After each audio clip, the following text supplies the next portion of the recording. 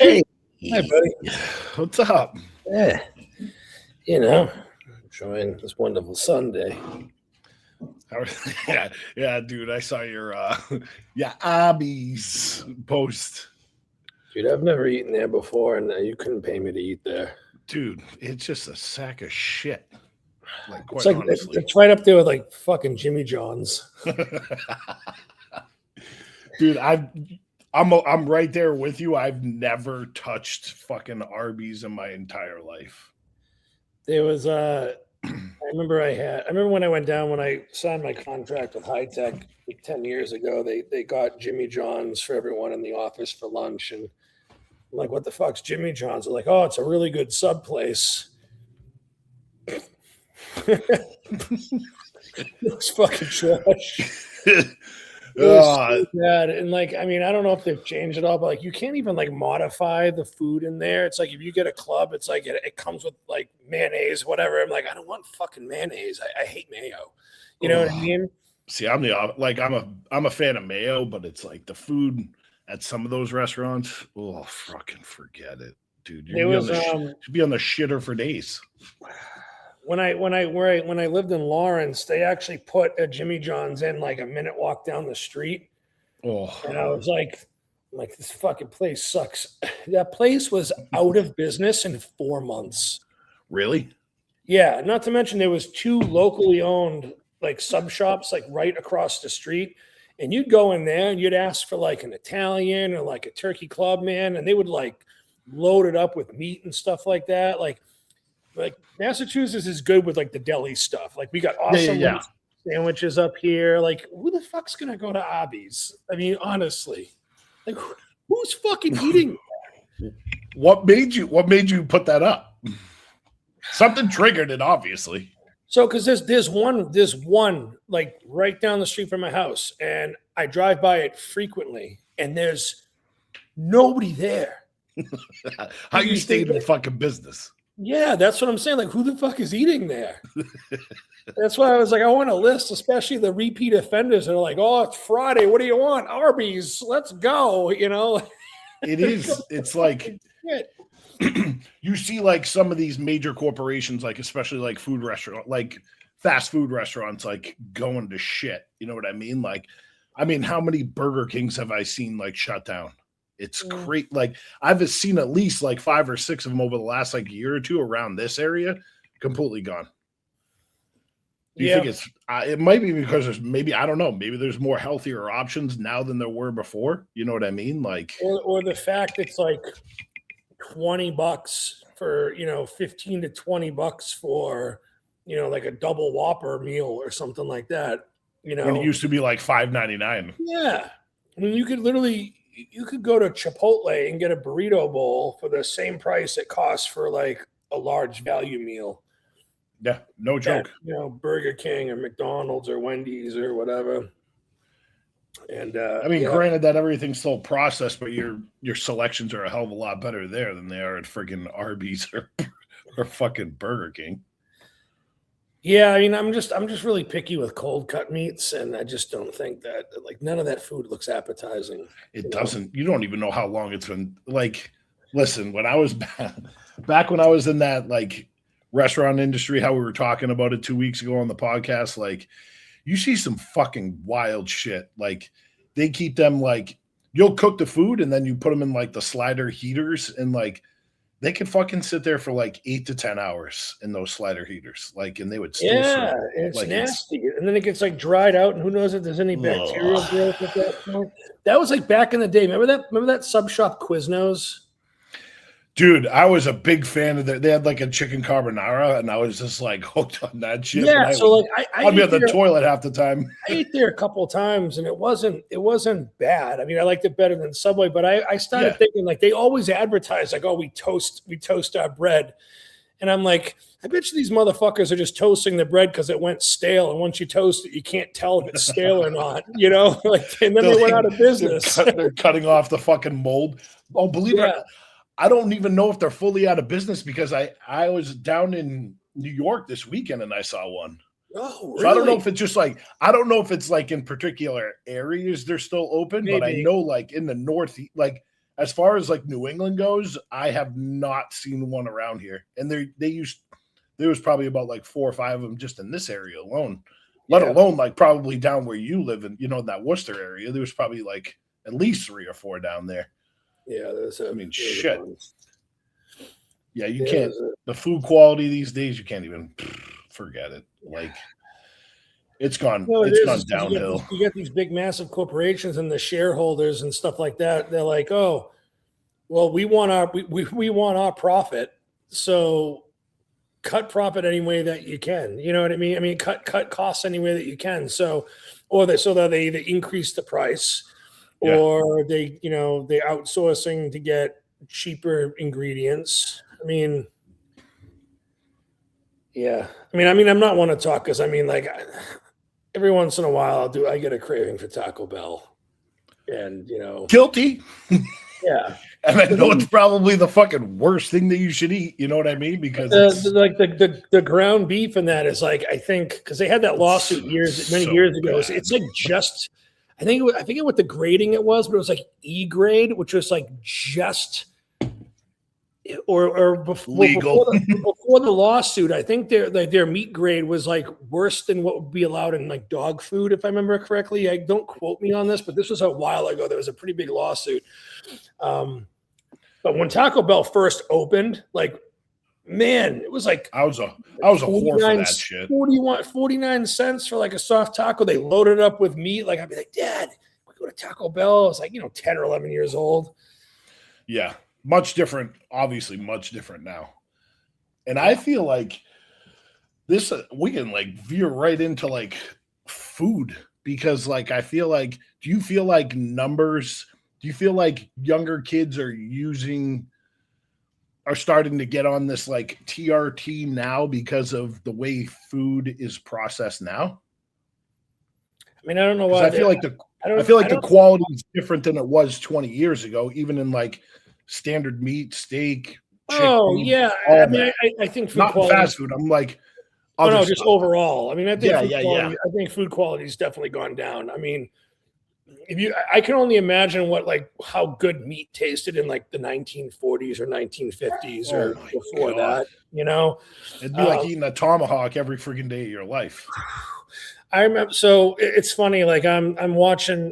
We've been watching Yellowstone, the TV series, and we're watching Dutton Ranch as well. So I just started watching Dutton Ranch, and it's so good. So because we watch the new episode, I think every Sunday, but we've also been watching Yellowstone as well. So we're kind of like piecing everything together. We just finished episode 2 on season 5 for Yellowstone. So I think that's the last season. Yeah. But when I moved out to Seattle, and came back, I drove completely through Montana twice.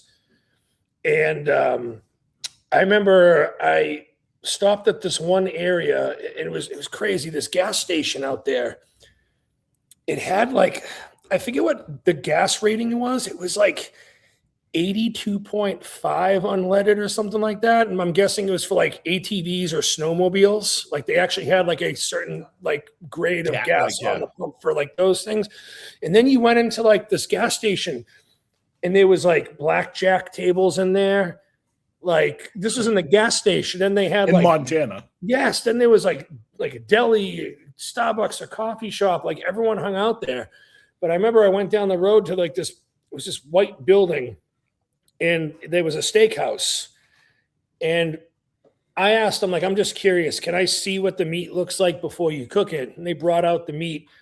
And like when you see like real meat from cattle, like it is not like super bright red, because that's oxymyoglobin that they like inject into it. That's what gives it that red look. Like when you see like real quality meat, like it's like dark purple almost. And dude, the steak that I had out there, I swear they must have just killed the damn cow in the back. And it was that dark. It was just like you could taste the difference. Like it was like I took the first bite of this thing. I'm like, oh man, this is from a cattle farm. Like this isn't mass produced or whatever. Yeah. And that was awesome. So I mean, there are places that it still has good quality food, but you got to pay for it and all that other things. And to go back to, I kind of went off on a fucking tangent, but to go back on your initial question here, I'm sure there are a group of kids that are getting on TRT because they're reading like testosterone levels are declining in men.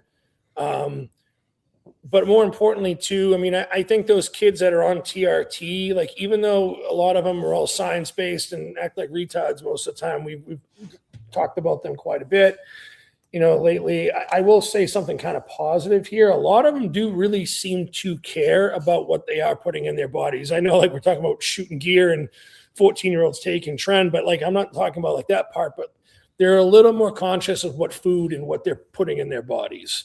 And I will agree with that. Like they are doing the research to a degree, like they are listening to some people. And I think that's pretty cool. I think that's great. I mean, you should really care what you're putting in your body. You know, I think like the steps that you need to nail down first, you know what I mean? Before, like, if you're 18 years old and you're getting your labs pulled or anything like that, take into this consideration too. Like, are you eating properly? Are you training properly? And are you getting proper sleep?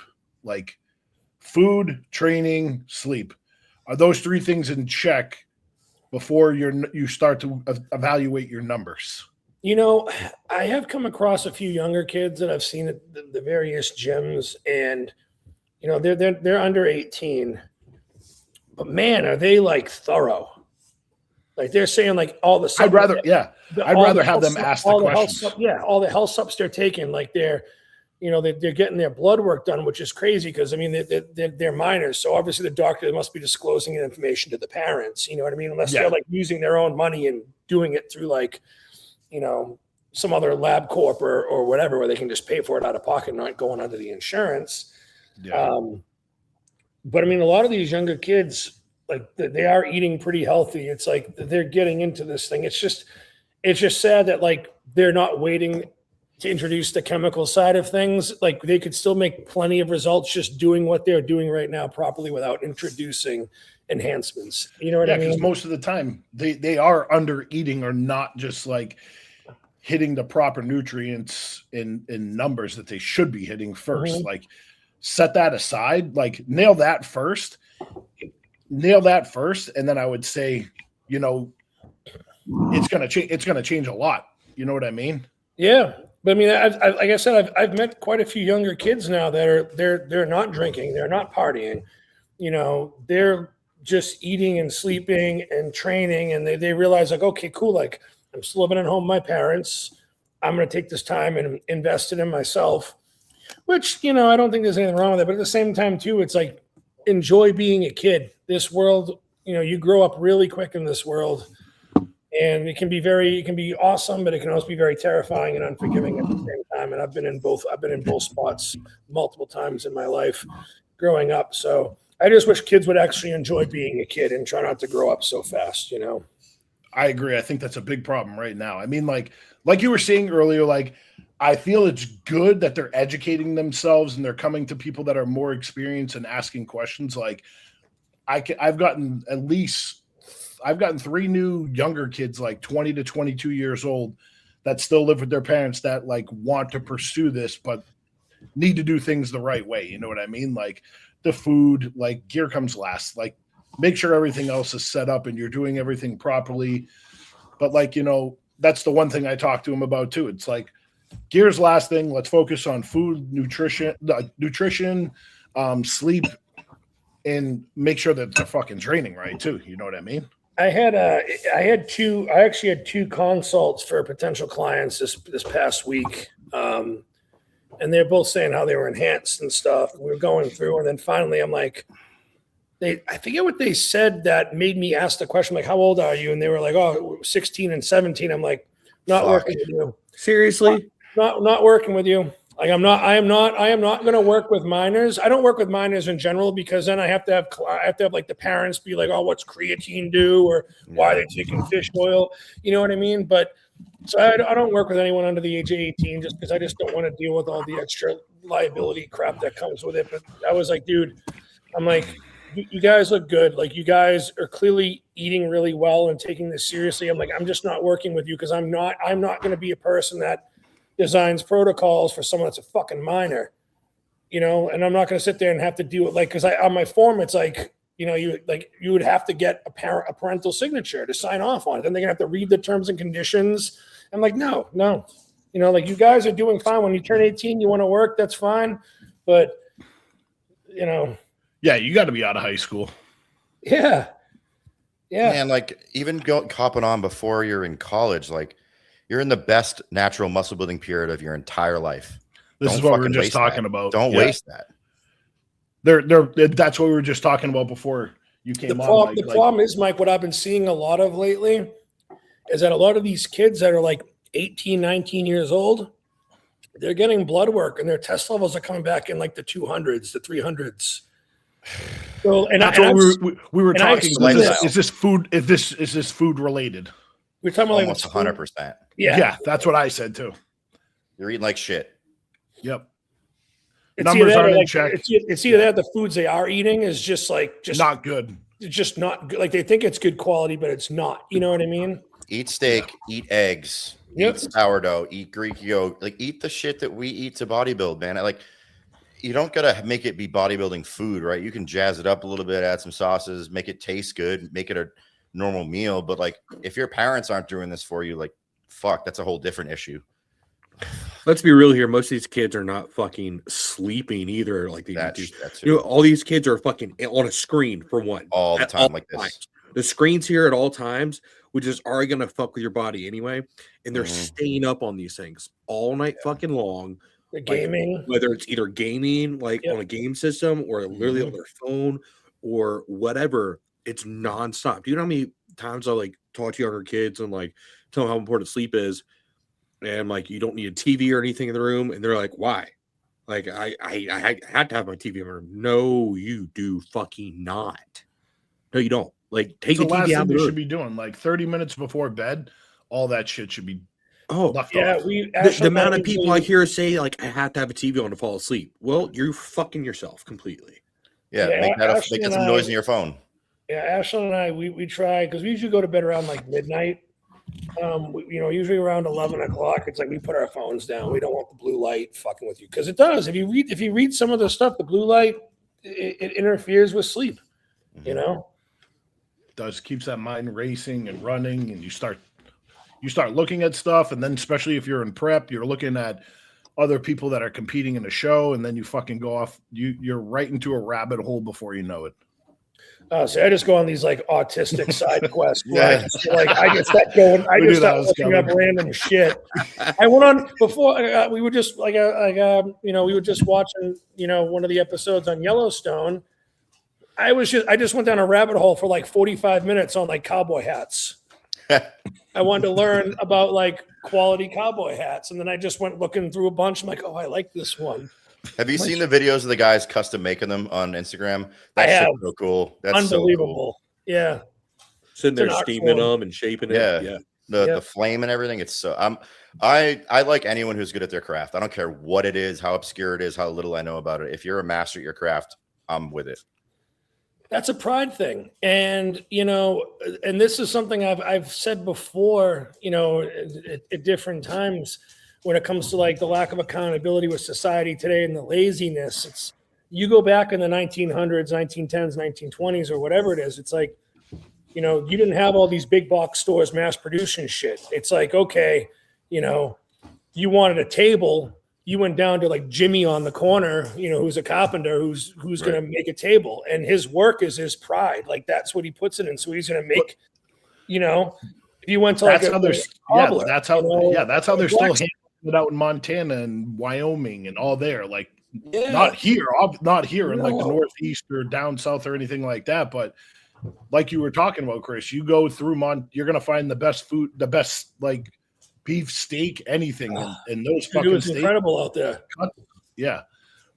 I remember I drove by, I was driving like 130 miles an hour because the speed limit's like, I think 75 or 80 there. And I didn't see, I was driving through there. There was one point in time, I did not see another vehicle for 3 hours. And I was driving by, and it was just this one little sign that said, like, this is where the Battle of Little Bighorn took place. So I pulled over to the side of the road, and I just sat on the hood of my car, just looking at the mountains and the field and everything. I'm like, this is where Custer got scalped, But the views were just beautiful. And it's nice out there. I think if I ever like retire from bodybuilding or not lifting anymore, like I would love to just buy some land and just fuck off out there. So there was actually a good, hold on. We gotta look who is almost on time, fellas. Oh, where'd he go? He literally like disappeared. I don't know what the hell happened. Just like spontaneously. He literally like. He was like, "No, I can't be this close to 8 o'clock." Mike, did you accept him, or did he just disappear? Yeah, I'll bring him in. Hold on. Okay. Luke's like one of those characters from a video game that's like a super. I was right here the whole shit, time, bro. I heard all you Oh, talking shit. Hey, Luke, is that a Dr. Pepper Zero cream soda? Bro, yeah, just had it for the first time. It's fire. I It's fucking have been awesome, looking. isn't it? That is my favorite one. I've been looking for that for It's months. fire. Dude, it's so good. That, the strawberry one, and the blackberry one.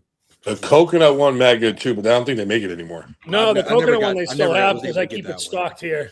Oh, really? Diet root beer and diet cream soda are my favorite diet. Yeah, diet that's for sodas. sure. Dude, so good. I got Have you Diet tried- Root beer. I got they re-released Coconut? the Diet Coke with lime. Have So you tried I had the Diet Dr. Coke Pepper? with lime. I got the root beer zero, and then the coconut Dr. Pepper zero. That coconut is fire. It's so, and I used to hate coconut everything. I think my taste buds changed because I love it. Yeah, now. me too, bro. For real. You know what I like also? Fucking Frescas. Oh, dude, Frescas are great. That's OG, yeah. Yeah. But I mean, you eat at Arby's, Ranson, so I can't. Oh, here we go. Hey, man. We're gonna get him tuned up again. Bro, I've never even stepped I foot in the Arby's. can't. I can't help you Same. shitty taste buds, especially in Neither. prep of all things too. Come on, I bet you would murder some Arby's right now. No. You No. told What me even is Arby's, bro? Like, all I know is that they got the meats, but they like, got the what, meat, bro. What, Dude, do they and the even curly serve? fries. Fuck, man. If you told me my cheat meal in prep was at Arby's, I would just eat my normal meal. Exactly. No fucking days. Ranson's so disappointed right now. Nah, I'm good. That's real Ranson shit. commented on my reel, and he's like, "Oh, Arby's is a delicious." I responded, "Oh, how the mighty have fallen." Is that like all they have near you, or do you guys have more?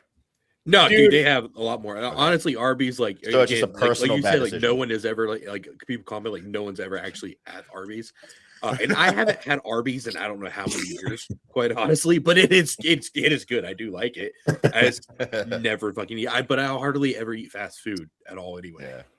You know, so So neither of the mics have had Arby's before. I haven't. I never had Arby's either. Oh, I've had Same. Arby's. I went to college in the middle of nowhere in fucking Missouri. I had to eat it at least a couple times, but it's definitely not a good choice. for me. Yo, name your top 3 fast food places. Where do you draw the line? This is the important question. Is no, Five Guys that's a fast good food? question. Five Guys is Five not. Guys fast food. Five Guys is That's not what I'm fast food. saying. Do you Five Guys is consider, not do you fast food. consider Whataburger or In-N-Out fast food? Whataburger's fast food. Whataburger's fast food, In-N-Out's not. Why is In-N-Out not So Five Guys isn't? because it's like You eat- fast food. You gotta be able to get like different types of shit. They just have burgers, bro. That's like okay. Then Chipotle. That's their It's- niche. Then Chipotle's fast food. Chick-fil-A too. only has chicken.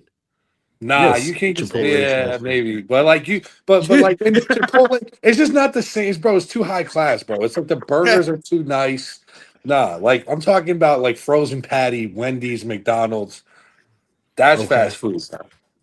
Taco Bell, KFC, that's fast food. All right, I'm gonna go with that. I'm gonna roll with McDonald's because McDonald's just fucking is OG. awesome. At whenever I'm gonna go with. Either Mike's KFC already shaking his head. Yeah, KFC or Popeyes because I can't. It's hard. Oh, Chris, hold on a second. Have you ever eaten at a Bojangles? No, I've never eaten at a Bojangles, bro. What the hell? Luke, tell me you've tried Checkers All right, down there. fuck both of you because Dude, Bojangles is Checkers No. is the Popeyes fucking or- worst Bro. fast food on the planet. Oh, I haven't had Checkers. It's so bad. It's What terrible. about like Is it Carl's bad? Jr. and Hardee's or whatever it is? I was Hardee's. curious because I Hardee's hadn't has seen some the good Checkers stuff. before. and there's one like 10 minutes away. So, like, Yeah, there's fucking one right by order me. it. I've almost gone mad times. I showed up, dude. I was You'll be disappointed. bullshit. I like Checkers French fries. They used to have those spicy fries. I Cajun think. fries, yeah. That's the only thing I liked from Checkers. Jack in the Box, I actually like their breakfast sandwiches, but there's none around here. The rest of that place is trash. Does anybody where y'all live? Do you guys have Duchess? No. Nah. I've been to one before. Look at Duchess that. is good. They're pretty It's good. like a complete fast food place, but they're in Connecticut. But like they got like their curly fries are banging. They got like a bacon cheddar burger that's mad good. But it's like shitty fast food though. Luke, you're such a bro. Dude, not good, dude. It's not good, bro. That's the only way I know how to describe it, bro. So, Chris, you didn't finish. What was it? McDonald's? I would say McDonald's. I love Raising Cane's, and I probably would put like Whataburger on there if you guys consider that fast food. Raising Cane's. Who eats Never it? tried Who's it. eating it? Who's eating it frequently? Anybody? I've I've only had it eaten once. That was after Nationals. I've never had it. Okay, they had it in Texas when I lived in Houston, and it was like my favorite chicken place. And then I ordered it here, and I swear to fucking God, they changed the sauce because now it's shit. So, okay, I think it might depend on the location because the first Okay. time I ever had Raising Cane's was in Dallas, but then they made one in Northborough or Marlboro here, and it's spot on to like the Texas one. And the cane sauce is like the reason why I even like it. Right. Yeah. 100%. Yeah, they're not made equal. I've had good Raising Canes. I've had bad Raising Canes. Good to know. It's not just me. I was so pissed because I love that place in I Texas. fucking hate Sonic though. Sonic's My wife- trash. My wife loves Sonic's Sonic. trash. My wife loves Sonic too. I can't do it. Except for the drinks. The drink, a cherry limeade is. Yeah, that's I was gonna say. I really only get their drinks to be honest. Ashland said the chocolate Coke that they do there is really good. Chocolate Coke. Coke. Here's the thing: good. Ashland That hates does sound chocolate good. and hates sweets. So the fact that she's even saying that means it must be pretty good. Yeah. I don't know. I think Wendy's French fries is OG to me.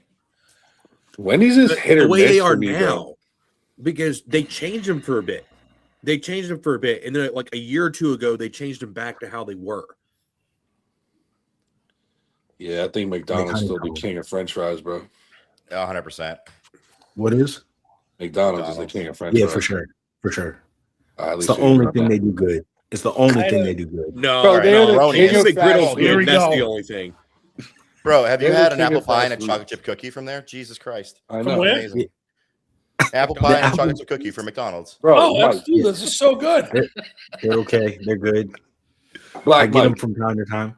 Black Black says Mike. Black Mike. Black Mike. Yeah. Black Mike. Name 3 fast food places over McDonald's. can't. Chick-fil-A. Okay. I mean, I will don't give it agree, that. but I I'll completely accept it. forgot about that. I'm gonna say overall, I would rather eat Wendy's burgers over McDonald's burgers. I agree with that one. But the whole menu, though, I don't really fuck that's with the thing McDonald's about menu McDonald's, besides bro. the You can fries. get whatever you want. Burger, He's not burger. limited to Yeah, but burgers. it tastes so poor, and my stomach is so fucked Bro, up. we're eating after, it's just fast never food. worked. We're eating dollar menu value shit. We're not eating Ain't at nothing fucking a fucking dollar. 5-star cuisine, bro. You're not gonna Yeah, get but- me on pulling up to Wendy's as high quality food versus McDonald's. You're not gonna get me on that. At You're least I gonna go want it to taste good. If it's gonna fuck me It's up, I all want it to shit, taste bro. good. It's Have you ever had frozen. Burgerville? Burgerville? Burgerville? So I think it's literally just a Pacific Northwest thing. They had them in Vancouver, Washington, like in Portland. Wait, Burgerville. I've actually eaten there before when I lived in Seattle. Yeah, it's all locals. Like their beef They is get from it- like local farmers. they Their get- cheese yeah, is exactly. from Tillamook. Like it's all local stuff. It's a fast food joint, but it's fucking. Their fries great are good name. too. Yeah. All right, They have man. a really Yeah. good breakfast Yeah. burger, but they only had that like at the airport. Oh, I didn't even know. I got a question for you guys. Do you guys fuck with breakfast pizza? Fuck yes. Wait, what's that? What the fuck is QT's even that? breakfast pizza, dude. Eggs, I used bacon, to live hash browns on on a QT pizza. breakfast pizza. I've never had that before. That sounds mad good though. The moment you put Oh. that shit on a pizza, it turns into a flatbread. It's not a fucking Yeah, pizza. but that don't really sound like No, pizza. QT. Though. Thank you, QT Chris. makes Yes, a Chris. legitimate breakfast pizza. It's like the actual dough. They have a sausage gravy for the sauce and like eggs and cheese Okay, and bacon. if on it's top. not red sauce, it's not a pizza. Fuck you. It's good. Yeah, it don't really sound like a pizza. It's a Hey, fucking you know what? fancy- I'll have to get. I'll have to get some. I'm not some saying this it's week bad. to show it to you. It wants to be pizza. I mean, if it's like biscuits and gravy pizza, he just said it's flatbread, that's probably pork, pretty good because sausage, I love gravy. biscuits and gravy. But It's not a flatbread. It's like legit pizza dough. no, The same as they use on the other. Pizza in the the moment morning. you take a traditional pizza and you put some bullshit on it, it's no longer a pizza. I don't care if it looks like one, if you cut it like one, you use pizza dough. The moment you put pineapple on pizza, it's a fucking flatbread. I was about to ask if y'all like pineapple on pizza or if you're retarded. I guess you're retarded. Listen, I'm a traditional. I like my Italian food. I ain't fucking putting pineapple on my fucking pizza. Oh, dude. I fuck with I pineapple. thought we were How many friends, will- Chris. I thought How we many were here friends. fucks with pineapple on a pizza? Pineapple Oh, and I ham, love dude. pineapple pizza. 100%. Great pizza. Yeah, I agree Pineapple with on Black pizza Mike, is bro. I don't fuck my with it. fucking favorite. I Wow. literally got You guys some agreed pizzas on the it. other night. You guys and, are like, like 2 dumped for Yeah, my 2 we're today. we're on pineapple. fire, bro. Hey, since we're just talking about pizza, somebody asked about pizza and how we would order it as one of the questions. I think we should just segue into that one really quick. Oh yeah, I saw that. There was like Papa John's. Like I don't even eat at half these fucking places. Yeah, I'll be honest. Oh, I they saw gave us that a question. Wasn't Yeah, it what like was the an list? order-wise? I gotta find it. If you're talking about like fast food pizza, the only answer is the Supreme from Papa John's. Never, bro. I I'll only give eat you- Domino's, honestly. So, how are you ordering your pizza? We got I'm Domino's. with you, Luke. If it's Yeah. Domino's, I'll order it either plain with chicken and bacon on it. That's usually kind of what I go with Domino's. I It's don't not eat very Pizza Hut. Italian I've of you, never Chris. had Papa John's in my life, and I've never had Little Caesars. I don't know. Say it louder. Wait, hold on. I want to be very Say it louder, no, Mike. No, I want to Say be it very louder, clear about Mike. this. I didn't hear it. So ham's okay on pizza because bacon's okay, but you draw the line at pineapple. Where is the distinction between pineapple and anything else that's fruit or vegetable like? I need to know. This is important. Go ahead, answer it. You can't. Okay, so if I'm gonna go to like an actual like a real pizza place, That's like I don't different. consider Domino's like a real Yeah, pizza. I was about to place or say whatever. it's different. You know what I mean? Like if I'm going to like Sally's or like Frank Pepe's or Anzio's or something like that, like I'm gonna get the traditional That's type of pizza. Obviously, a different class of pizza. Yeah, Yeah. but if it's like Domino's, like I usually just get chicken on it. That's usually what I order from Domino's. I might spice it up and get bacon. I like my shit kind of basic and plain. Pizza Hut. The last time I ate Pizza Hut, I was 19 years old, and I've never had Papa John's. And I've never had Little Caesars. This Pizza Hut Little still Caesar's exists. trash. What? Bro, I pretty much only had Domino's on that list. I never had Little Caesars, and I think I had Pizza Hut or Papa John's when I was like a fucking Bro, kid, a Little bro. Caesars $5 hot and ready got me through a lot of study sessions in college. A lot. It was I have eaten a lot of Little Papagino's. Caesars when I was younger, but not a big fan, man. Oh, I wouldn't get one Yeah, anymore, but no. college that hit hard. I love Domino's, though. though. I'll still Yeah, fuck up the Domino's Domino's good. pizza. Domino's is a guilty pleasure of mine. Yeah, So A good. late night Domino's, like that 1 a.m. Domino's call. bro. Yeah. When I started bodybuilding in college, I did like my first bulk.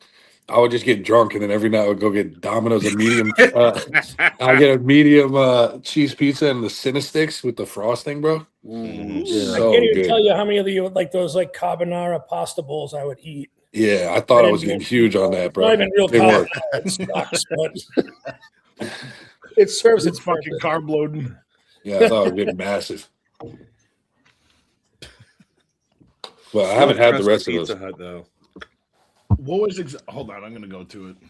Does What's Pizza the Hut still exact- exist? Yeah, I mean, I haven't what's seen a the Pizza exact- Hut. in- I want to Yes. see what the exact question was. I think so. There's just so many buildings out there that you know was an old Pizza Hut. They just like never changed it. Yeah. When they bought it. Oh, yeah. There's one somewhere. I forget where it was. It was somewhere in like the South, I believe, that they literally renovated this Pizza Hut to go completely back to the 90s style Pizza Hut.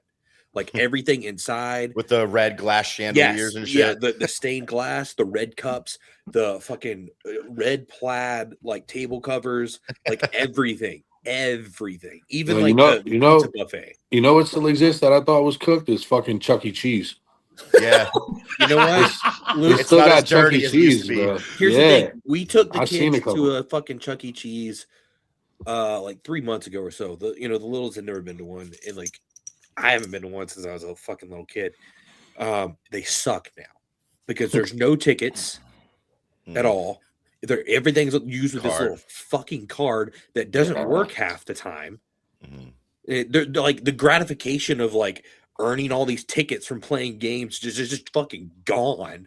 Like it's so stupid. Yeah. It's so fucking stupid.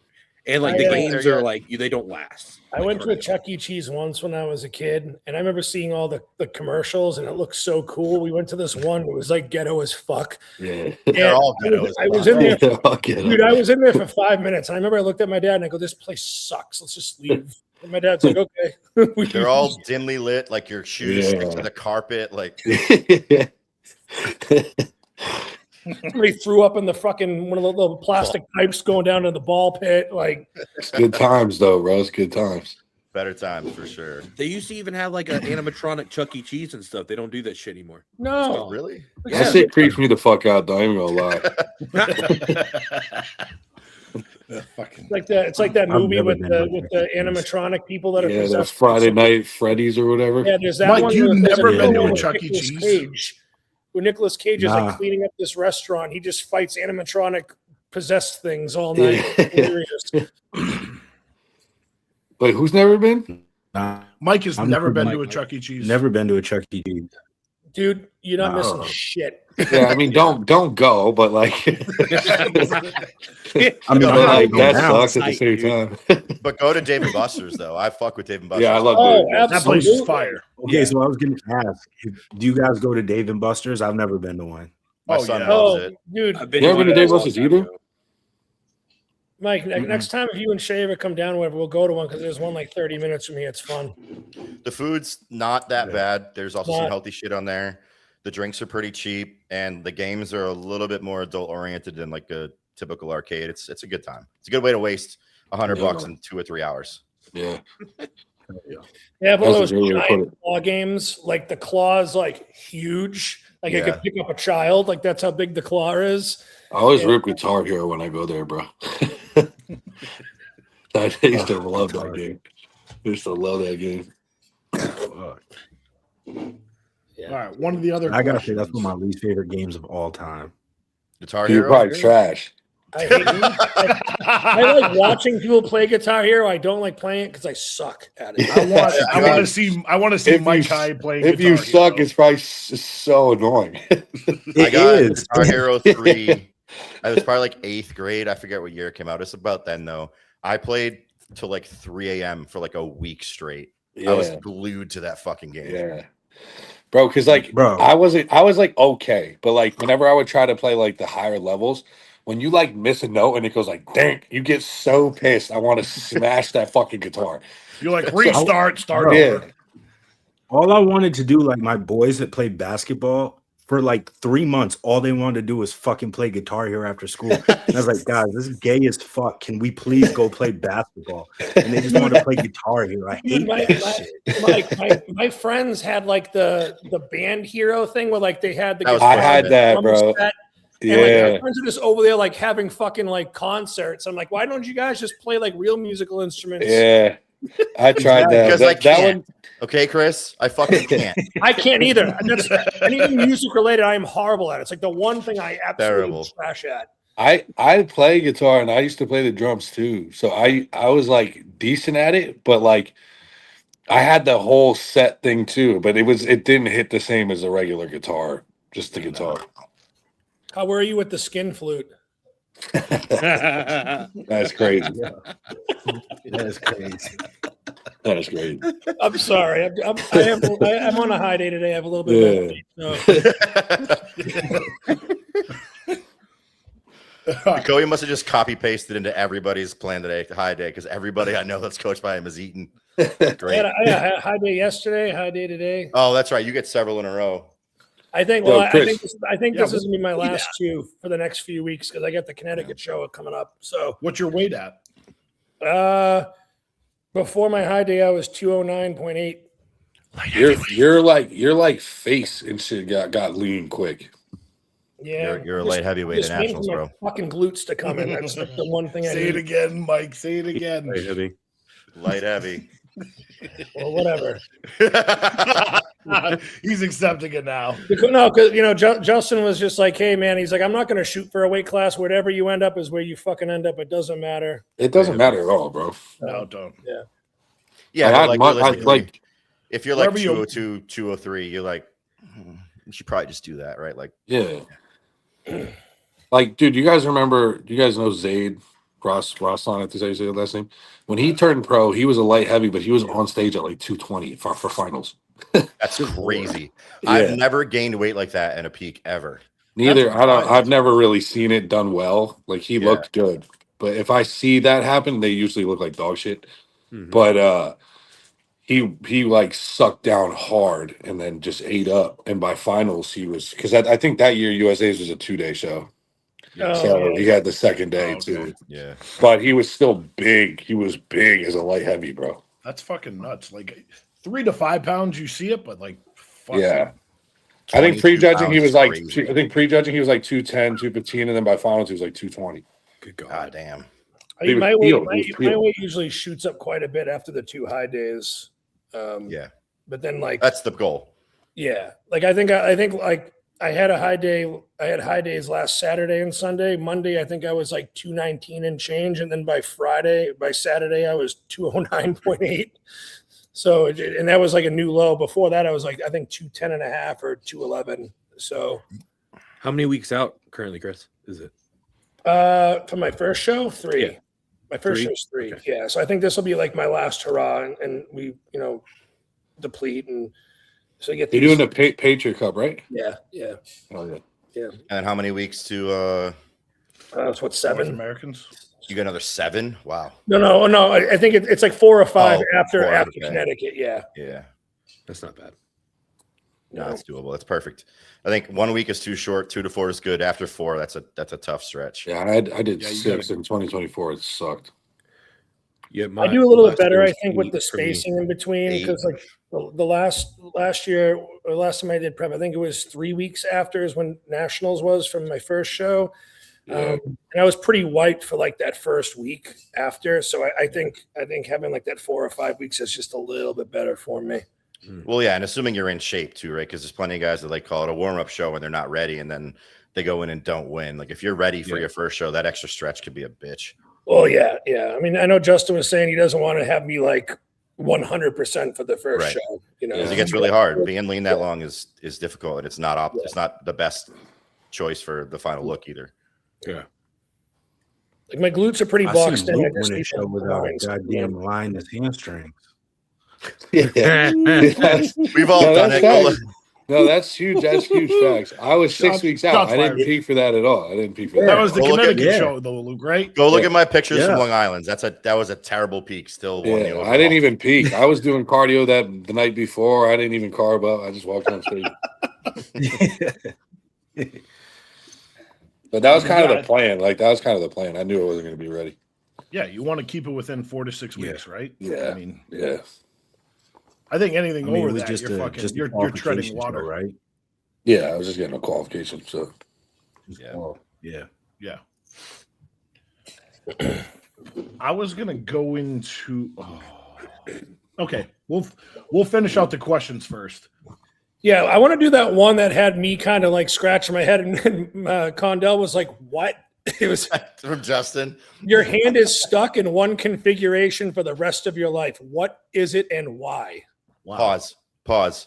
We all know that, Mike. That's the best answer ever. That is the fucking best answer ever. You can't even Yeah, tell he me was- you're. he was not thinking even about wrong. that for a minute for sure. There's only one real answer for actually living life. Well, like this, like just like This. Yeah, this. That's exactly what I was You do so gonna much with pick. this. You Yeah. do everything. You can still Everything hold you something. I can still train back and press stuff. Hold something. Hold something. It's like I don't care. Yeah. Y'all can hold whatever you want like this. Yeah, try holding a fucking frying gold. pan like this. Or I'm like, just gonna wrap hooks, pull down. Mike's just good. gonna use those. Mike's gonna use those grizzly grips with the metal hooks just to use that. It's fucking What Captain the Hook fuck are you over gonna here. do? Like, what are you gonna do with this?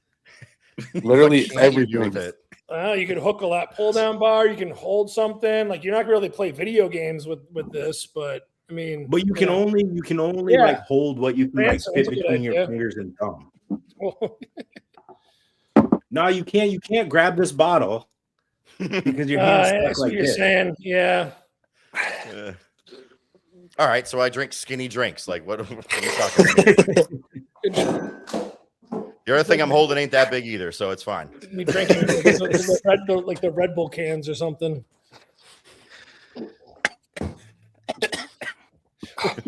That was such a weird question. I'm like, He's full of them, dude. I feel like he has one every week. That's just like, what?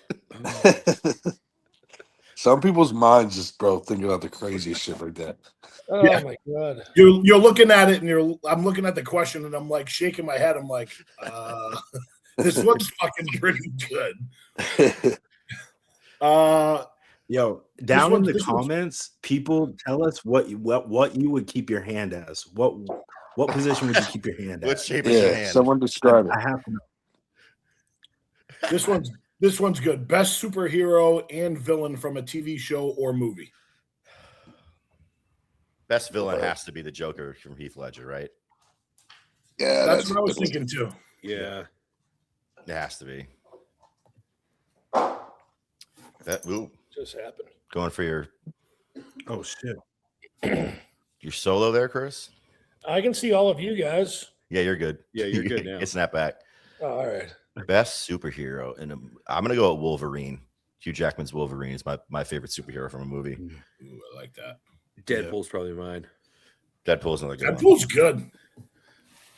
Best superhero and villain from TV show or movie. I don't really have one, bro. I'm not really tapped in. Like, I've watched a bunch of them, but I'm not like tapped in like that. I don't really have one.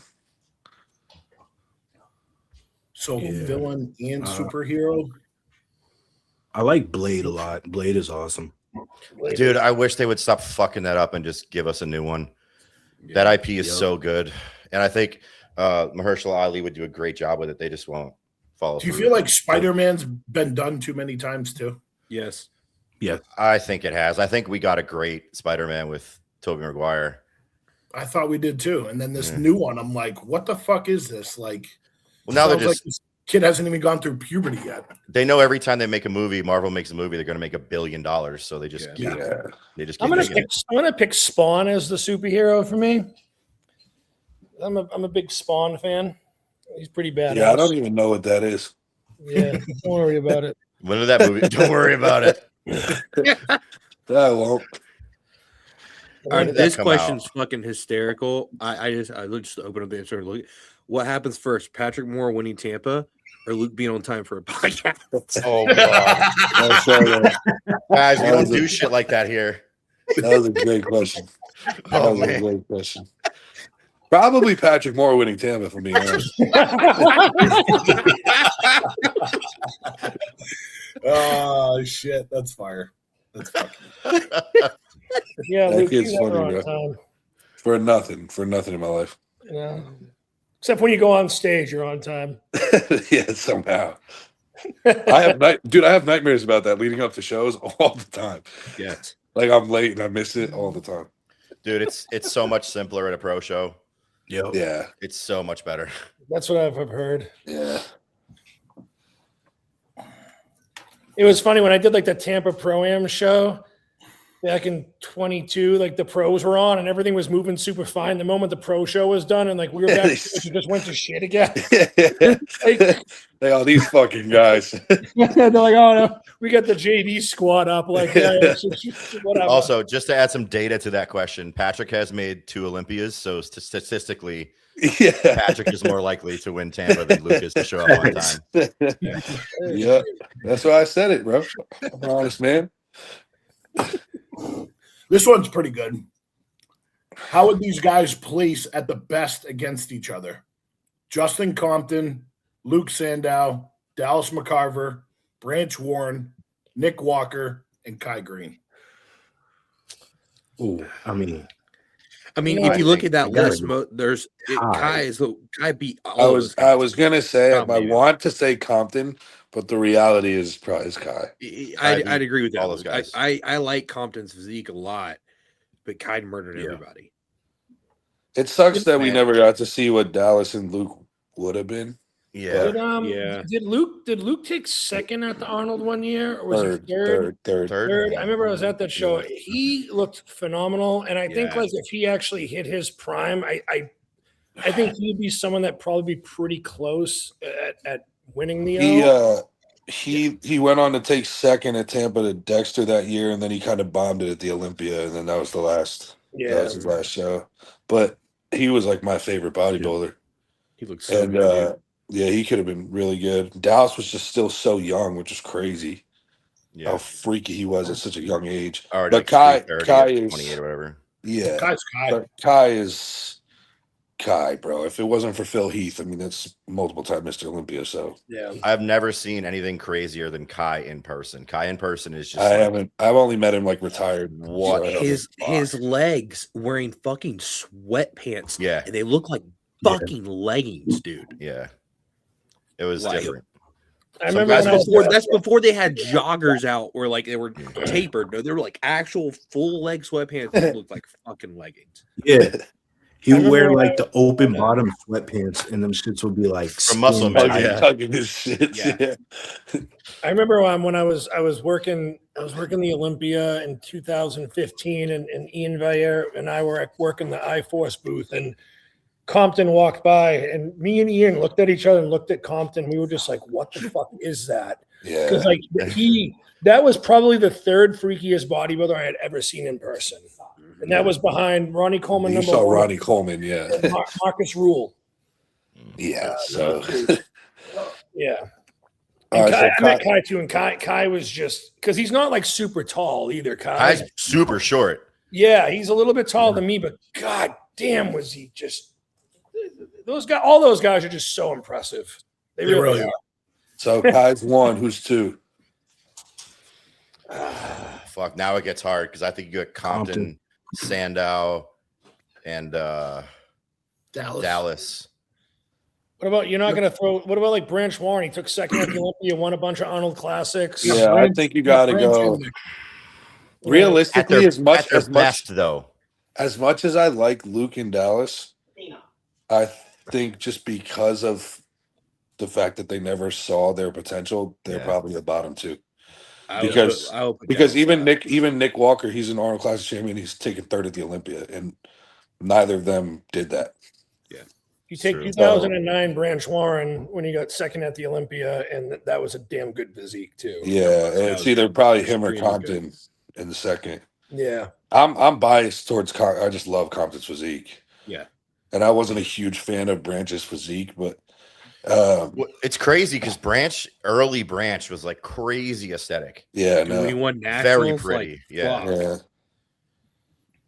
But again, that's what he had to do to reach Yeah. the top, right? Like it's not all about being pretty. You had to put on that size. He just Yeah, that's bodybuilded his way there, yeah. That's But the tough question. I would probably say it's either those two interchangeably, then Nick, then that's a toss up between Luke and Dallas. I don't know. That's hard. I'll go Dallas last, honestly. Luke. Yeah, probably. If you look at how they came in, like Luke definitely came in way leaner and conditioned, and just overall flow better than Dallas in my That was opinion. more in the back. Luke That just was had the really biggest good thing. shape and structure too. Yes. The biggest thing was the back. Dallas was missing a little bit of a back, and Luke's back was ridiculous. Yeah. Yeah. But Agreed. Dallas had that Arnold with Cedric where they battled. Yeah. And Yep. he looked fucking sick, and think that was 2017, but I don't know. That's hard. That's a good question, though. Yeah. It's a really fucking sad question, All right, honestly. Yeah, I know. Because you really want to see, like, Yeah. I would love to put those guys way up at the top because they easily could have been. They could have been up there with Kai or whatever, but Yeah. that's Mike, hard. you out? You out, Yeah, I'm Mike? out. Okay. See you, bud. Y'all boys in the Bye, chat. man. bro. Yeah, I would say Thanks for checking in. I would say Kai. I would say Kai, Branch, Justin Compton, Oh, fuck. then Luke. No, actually, sorry, Nick. Nick after Justin Compton, and then Dallas and Luke. Yeah, I mean, the last two, it's like you just don't know. Yeah. Right. Like, did they ever get on stage with each other? No, right? Dallas and Luke? I don't think Yeah. so. No. I didn't I recall. don't think so. Unless it was at Arnold. Yeah. Yeah, unless he was at an Arnold. I don't think they did. But Luke, I mean, was Dallas and Luke ever on the stage together? same stage? No. I didn't think so. No, that's not true. That Arnold that See, that's what Dallas took second, I think was Luke Sando's debut, but he was like dead, like at the back. I mean, he wasn't in shape. He had just turned pro. But like competitively, no. Because like I think Dallas passed in 2017, right? Sounds about right. Right, 17 or 18. 2017. One of those two, but like Luke hit his stride. Like the Arnold that Luke took third at was 2019. Yeah. So Dallas was already passed by then. So like they weren't on the same stage competitively, no. And then what year did Luke pass? Was it 21? 2020. 2020. Yeah. Yeah, it was 2020. Yeah. It was COVID. To see what I can't imagine what Dallas and Luke would have looked like if they would have hit their fucking full potential. Another 5 years. Yeah, it's ridiculous, bro. Both of them would have actually- have potential to be Mr. Olympias in my For sure. eyes. For sure. For sure. I've heard just freaky stories about Dallas in his training too, just like rowing 5 plates, supersetting it with like 6-plate deadlifts and like just Dallas was retarded shit. brutally strong, dude. Yeah. Brutal. Mhm. His training, like some of his Sick. training clips with Michaela, Yeah. like, the shit he was doing in the gym was just Yeah. out of this world. Yeah, I've heard crazy stories. That would be sick to just witness, bro. There was something I wanted to transition into, and with Chris being on prep, I want to hear what you Mike and Chris are both on prep. In So I wanna prep. hear- I'm not on prep. I'm in prep. Here There's you no go. HIV, bro. Relax. We're in prep. Calm down. Hi, I'm on prep. You're in prep, okay? What do you got? Mental struggles and doubts and preps. That's kind of like a Very topic open. I kind of wanted to hit with this. That aspect kind of just started to hit me like end of last week, like or I'd say more into this past week that just went, And I always just get like that when it's like close to the show where it's like is it gonna be enough? Am I gonna be ready? Type of thing. Yeah. Even though I have like an awesome coach who's not gonna let me step on stage looking like a retard, but there's always those things that I've done that every prep. I always get those like thoughts where I'm just like, okay, I did Go ahead, Luke. I did a video on my YouTube a few months back about like how placings don't really matter in bodybuilding.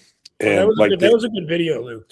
yeah, I appreciate that. They do in the sense of obviously like you want to win, but like people obsess over them where it becomes detrimental in their prep process. And at the end of the day, like I know guys firsthand that will improve tenfold as a bodybuilder and drop from 2nd to 4th place the following year. You know what I mean? And it's just the shitty nature of this sport. And a lot of times people will say things like, well, I got second call out last year, so I better get first call out this year. I got top 5 last year, so I better get top 3 this year. And it's like sometimes in bodybuilding, that's just not how it works. So my biggest piece of advice is literally just 2 things. Do everything that you can do in your control, in your power, to bring the best that you can. And if you know without a shadow of a doubt that you are a much improved bodybuilder than the last time you stepped on stage, Don't matter. you're that's a W. Like, and I know that's cheesy because I'm a competitor and I want to win. And I don't like to fucking lose.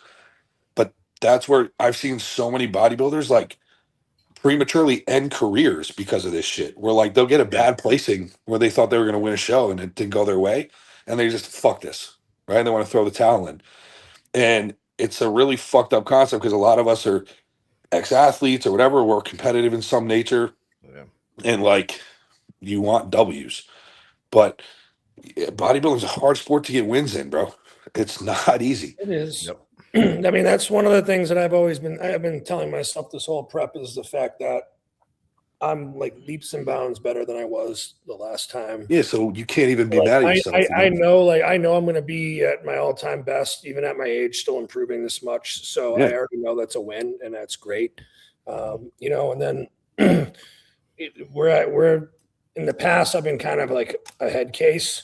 Sometimes, like getting closer to the show, like this time, I'm just focusing on like the sleep, the training, the diet. Yeah. Like kind of what you were saying, like all the things I can control. That's just what I'm putting my energy into. I'm not, you know, looking at anyone doing this show. I could care less. Right. Well, that's where too many people get focused on. Yes.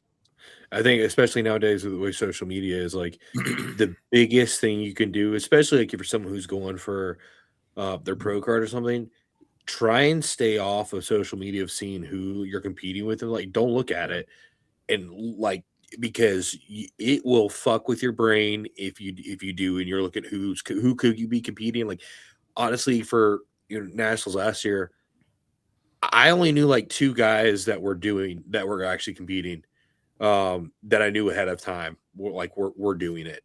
I didn't look at anything of who else was doing it beforehand, like until like a lot more people posted up like the week of 2021 nationals. Like, nah, dude, I knew like probably at least 10 of the guys who were going to be in my class. Yeah.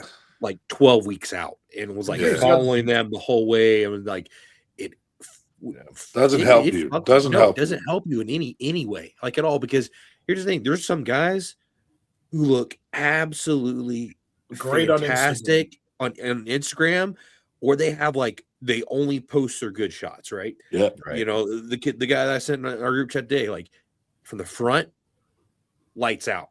In my opinion, like he crushed as everybody. He turns around the back. It's no wonder he got second call outs last year. Yeah. You know, so there's a lot of people that like, people are going to hype up that are not going to look as good in that lineup. And it's all about who's there in the lineup. There's going to be a lot of people who might look good in certain shots, and that's all the ones they fucking post. But on stage, the whole package matters. And if you let yourself just look at everybody else and focus on that, you're going to fuck yourself.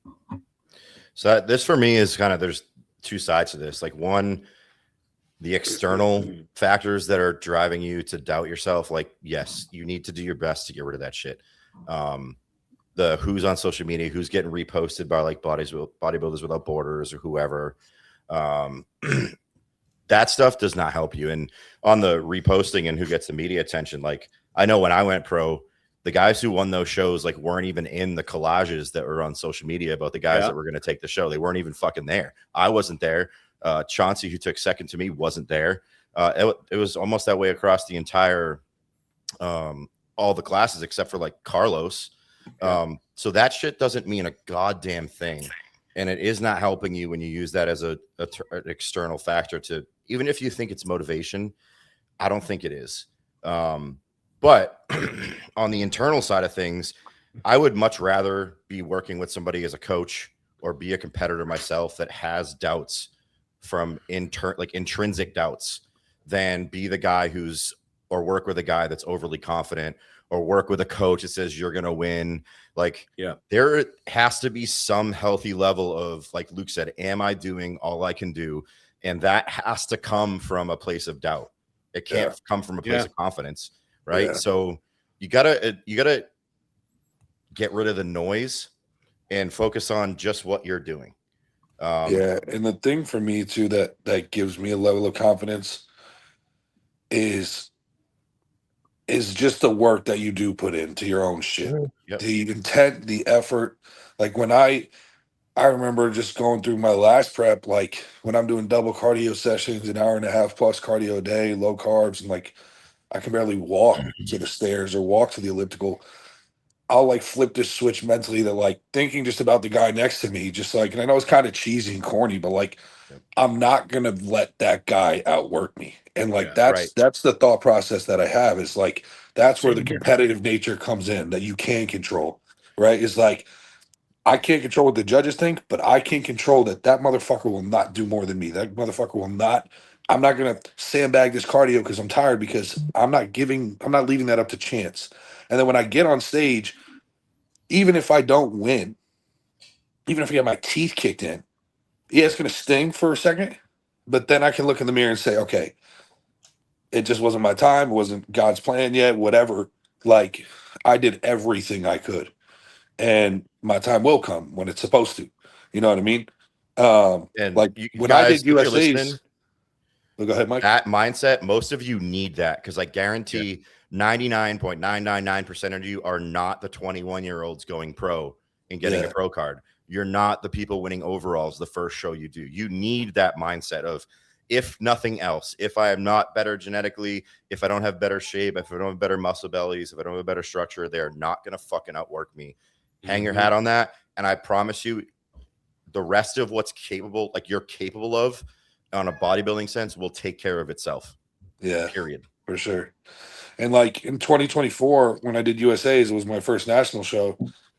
I was getting reposted by Bodybuilders Without Borders, and like they were predicting me in the top 5 and whatever, first call out of heavyweights. And I got there, I got kicked in the fucking teeth. I got 9th place, right? And that's the first time I wasn't in a first call out or wasn't center stage or whatever in my career. And so like that was like that. I was sitting side stage when the first call out was out there, sucked. Like I very vividly remember that feeling. And it took me a minute to come to terms with it. And then I was just like, bro, it's had nothing to do with me. You know what I'm saying? I did everything I could. It just wasn't my time yet. Yep. And it all happens in time if you keep putting in that work and you keep making sure that like you as a bodybuilder are improving, your name will get called at some point.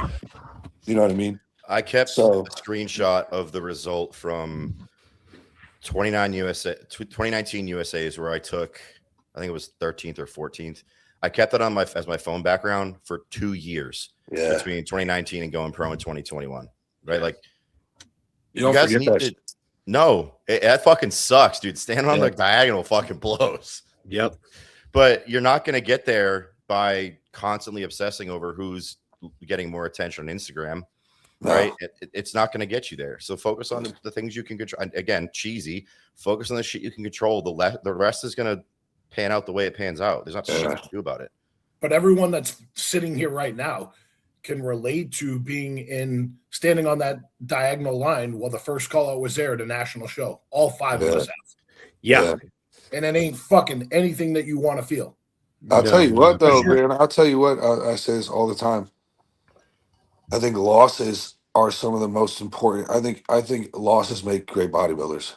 That's what you learn from, dude. That's what I don't think. I promise you, I don't think Nick better. Walker. I don't think Nick Walker would be Nick Walker if he won 2019 USA's. No.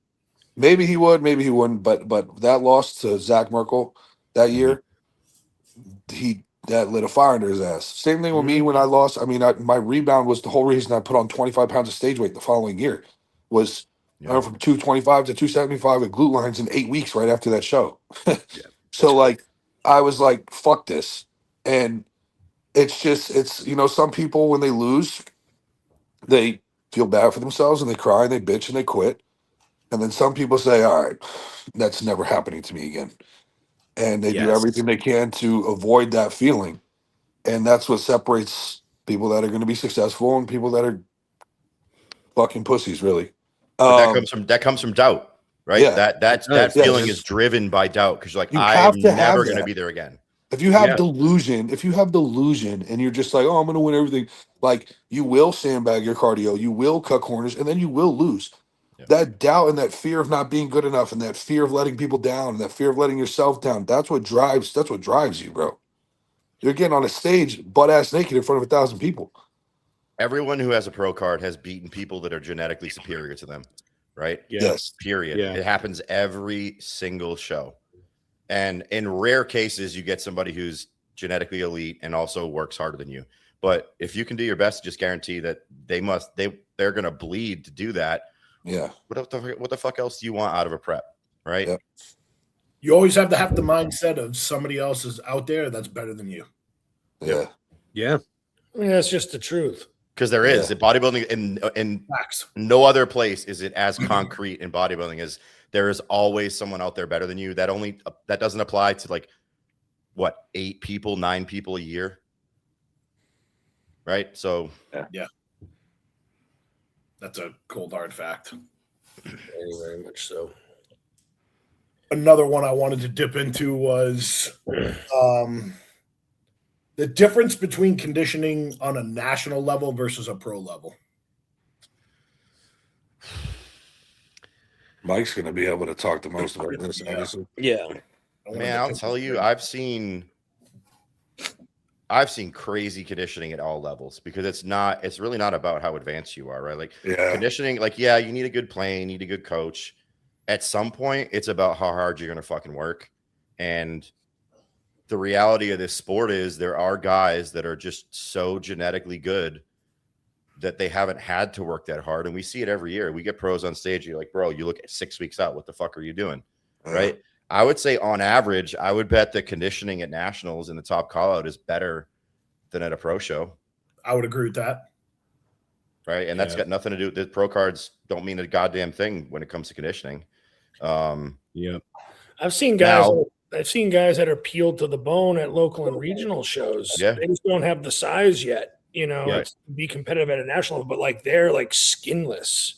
To go off that point, I think the reason, I can say the reason for that, but I think what makes it challenging is I think at a regional and the national level, even you can win shows and get by strictly by being the most peeled guy in the lineup.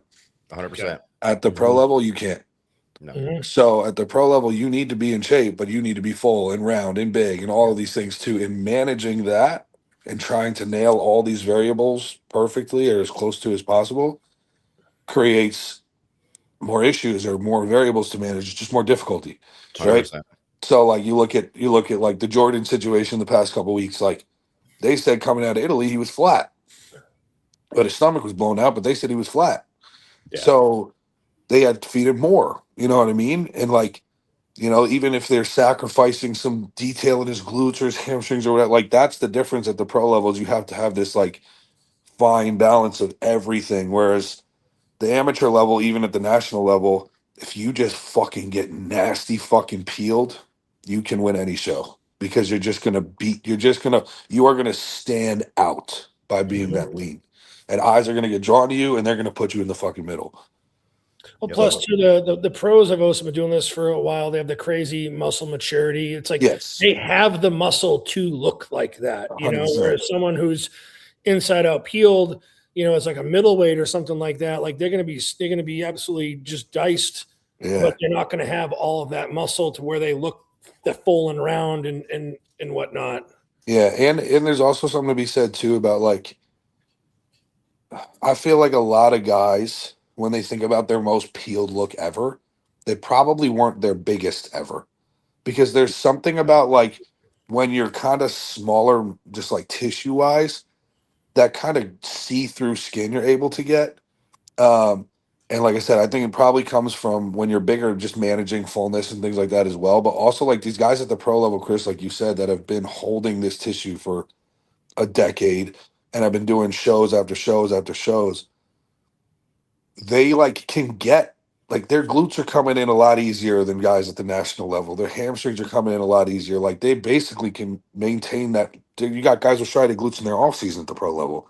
Mhm. And so they don't have to push the diet as hard. You know what I'm saying? So they can kind of balance things moving in. And so you don't get that like sucked down, inside out, peeled look, like very often. There's also think very that's few guys I why can think of that have had that at the pro level. I also think that's why you see it more in classic physique at the pro level than you do open, because those guys are, for the most part, first call out is dropping 8 to 15 pounds to make a weigh-in, and then trying to fill back up, which is never their best, right? It's never going to be their best, but it's what they have to do to get on stage inside of their weight cap.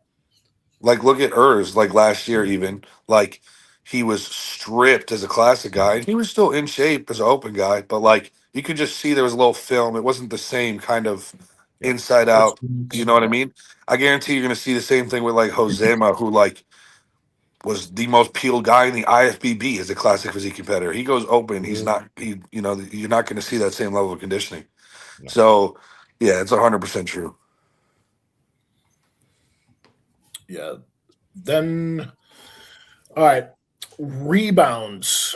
How you handle them, and then how you handle them with your clients. Anybody that says you can't build a muscle in a rebound can kick fucking rocks. Yeah, go look at my Instagram right now. Fuck off. Fucking rocks. Fuck you. Like, that's why I reposted it. I'm like, anyone that says you can't grow in a rebound, bullshit. Look at this. Yeah, I literally attribute so much of the gains I've made over the last couple of years strictly to my rebound. It's the easiest weight you'll ever pick up. Yeah. I will say I've never done a proper one. What I would say proper good rebound. I've always had to use a lot of life stuff that happens right after a show. Yeah. There's constraints, man, that you can't get around. Something. Yeah. And so like I'll blow up, but like it's like for nationals, I went from weighted 224 on stage, and by early January I was in the 250s, and I've just fucking held there. But my body, like I've been dieting 40 something weeks. Yeah, in total last year, so my body was just like, it didn't fucking matter. Like my so body this was is fucking taking everything. This is the thing about rebounds, both with myself and with my clients. Ranson just touched on it. First, whether or not we're going to go into an actual rebound is based on primarily prep duration. So like a 40-week prep, no, we're not going on a rebound cycle now for another 8 weeks. Like we're coming off. That's just what needs to happen. But I would say anything 20 weeks and less, realistically. Barring life being in a good place, finances, etc., and health, I'm always going to opt for a rebound, like a small cycle. Nothing. But you got to be peeled, right? Yeah. Like, I always preface that. Yes. Rebounds do not. I've said that on this podcast. Nope. Oh boy. Meow. He'll come back and say it, but you're not going to rebound out of like average conditioning at a local show, guys. You got to be peeled to make a rebound do anything for you. Yeah. Yeah. Can you guys hear me? Yeah. Good. Okay. Yeah, that's what I was going to say. I've said that a million times. Like, if you're not in shape, you will just get fat. You will simply just get fat. And the thing about rebounds too is, dude, you can use half your normal gear amount. 100%. And make 5 times the fucking gains. Like, yes, you can still make progress on TRT with food, 100%. I've done it. But the first time that I did a actual rebound, and I'm talking like, dude, I was using like 700 milligrams of test and like 400 or 500 milligrams of Masteron. And I would take, I do believe in like, that's a good time to push your growth hormone up too. And so that's my go-to. Is moderate gear, high GH, and be fairly aggressive. People just love calling him a right at opportunist moments. Yeah, I gotta hop off, guys. I'll see y'all later. All right, let's see you later, bro. Good to see you. I keep getting fucking phone calls. Piss me off. I'm gonna call you next. Do not fucking do that. Shit. All right, Ransom. But yeah, I was saying, be fairly aggressive with the food too. Don't be afraid to be. Just monitor your visuals. The biggest thing is you can have your free meals 1 to 2 a week. Just don't get ballistic with them too, because that's a quick way to like run your rebound into the ground real fast. Yeah. This motherfucker do this again. He does it every time. Every time. The process I use, which Jacoby uses with me rather, and the one I use in my clients is pretty much exactly what Luke's talking about. And Yeah. when people see the progress out of it, they probably just don't believe the amount of gear you're using, but it's literally half. Like I think my rebound was for between New York and the O we were well under a gram. And I got from stage peeled back to what I was eating before prep for New York in 8 weeks. And I would say when we started prep for the O, I was significantly leaner than when we started for New York, eating the same food with more tissue on me. And the food thing is something that I've only changed myself with clients recently because I'm hesitant to push it with people because I just have to assume as a coach that you're not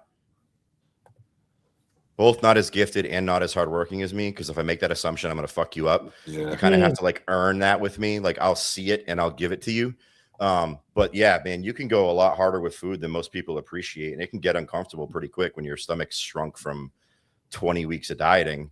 But that's really fucking keep your cardio in, advance food as fast as you can. Don't do anything crazy with drugs and just go in the gym and train like an absolute fucking animal. And there's no reason. If you love bodybuilding, it is the most fun time to be a bodybuilder. 100%, man. It is because like you're not stuffed with food. You're constantly hungry. The pumps are insane. You're literally growing like weekly. But yeah, you're fucking swole as hell. You're still lean, but you're full. But your training's great and your energy's great. Your mood it's the best. Yep, that's and my then favorite real time. quick, you turn into me and you get fat and sloppy and hate your life. But like, but this I want to say this too because I have a lot of clients that I've dealt with, and this shit pisses me off. Prep is very hard. It is. Okay, getting in real shape, which I push my clients to, getting in real shape, especially for like first time competitors. I don't really care about keeping you full, to be honest. I care about getting you in shape for the first time ever. Yep. And I preface that by saying this will pay dividends after the show. Okay.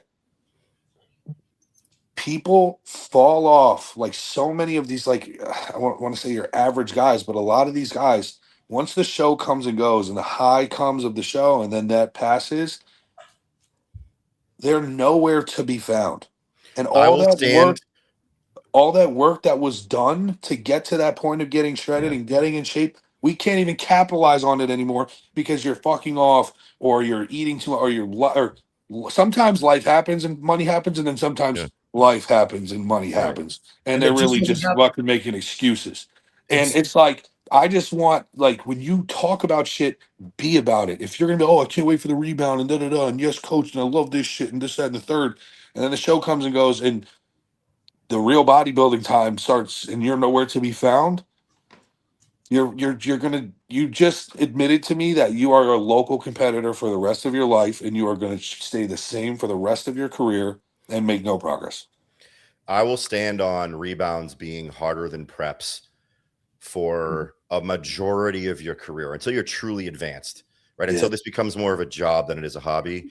It is a harder, even though it's fun, even though you see the results, like, it is harder to keep it together for the 6 to 8 after the show. Adherence wise, yeah, 100%. It is harder to keep it together than it is for the prep. So you need to start a prep with the idea that this prep isn't 20 weeks, it's 28 weeks. Yeah, the show is like almost like a midpoint, right? Because if you're in this for more than just the trophy on the wall and to say you competed, like, the show's not the end. And this, neither is that means you don't really have an off season either. I know we all use the term off season, but if you're a good bodybuilder, there is no off season. You're just eating more food.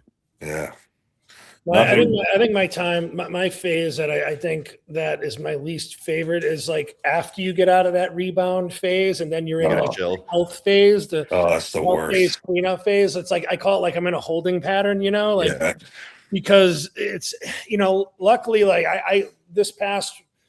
the past year when I got into that health phase, I actually still continued to grow because my training was on point. So even though I was on like just TRT and food wasn't like super high yet, I was still making progress and getting stronger in the gym, and then you just gotta. The worst part about that specific health phase though, is you have now pushed your body weight up and you're used to being lean and vascular and full and all this stuff, and now you're pulling the drugs out, so you kind of just soften up like real quick. It's skinny fat. Yeah, and you're like, oh no, you're like, where did it all go? Yep. But Well, the other thing about the rebound too, I want to mention before we go too far from that is like your rebound is also dependent how hard you pushed on prep, not just the duration. Like if you went crazy on prep with drugs and like really dug yourself a hole, you can really fuck yourself up by trying to rebound. It's about being smart. Like know what, like don't like I said, health is always the thing that comes first before anything. So if you know that you're in somewhat of a compromised position, I don't care if it was a 10-week prep, but you were in 700 milligrams of Tren, you're probably not a good idea to go into a rebound. Right. You know? So I find it's more of a struggle too, especially with first-time competitors. The first-time 100%. competitors, bro, dude, I have to stay, male or female, dude. You got to fucking stay on top of them, like it's and worse. then they just start missing than- check-ins. They start missing check-ins because they don't want to admit this, that, and the third. And then all of a sudden they're moving and they're out of their job, and then they're just gone. And it's like, okay, well, you're clearly not cut out for this. But I want to say something too. I made a post on my story right before when I was driving home, right before I got on. And Chris kind of touched on this. And a lot of people don't talk about this much. But the importance of like your cruise phases and your maintenance phases and actually maintaining during that time period. That doesn't mean you take your foot off the fucking gas. No, but it's so boring. So like I have a couple clients in it right now, which is why, you know, I thought to make the post, because I remind them like, hey, no, you didn't really change this week, and I'm not really changing the plan, but that's what I want, right? And we need to do this for another 4 to 5 weeks before we can move in a direction. And it's hard sometimes to get people to realize that because they're so eager to make progress in one direction or the other.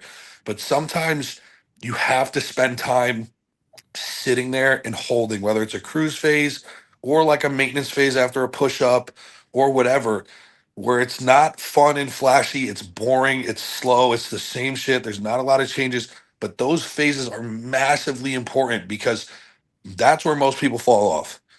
And then when most people are falling off and now having to make up for the work that they fucked up on when they get into the next phase, you don't have to do that. And you're already ahead of them. And now you can push, or you can get right into a diet, or you can do whatever, right? I don't think people talk about that a lot because it's not exciting. But like those phases, like Chris said, like if you come after a rebound and you go into that cruise phase, that cruise now, that's vital. Because now you got to solidify, as much as it sucks, and as much as you feel like a fucking skinny fat natty, you have to solidify all that tissue that you did just build and hold that body weight. So that when you do get into your off season, it wasn't just a bunch of food and water that was, you know, floating the scale. It was real tissue, and now you can push from there. So just something that I don't think a lot of people talk about, but it's important. I was going to say too, like usually in those health phases or whatever, you know, at that, especially coming out of a rebound, like my body's usually pretty beat up at that point. Yeah. So like that's like the phase, that's like the time period too, where like I'll take added rest days as needed. Yeah.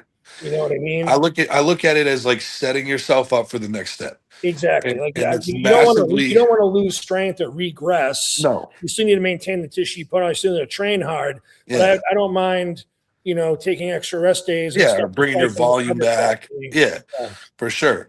But like, that's my point is you do that and you hold and you get your body right and whatever, primed for that next, you get your body primed health-wise and like in the gym, whatever.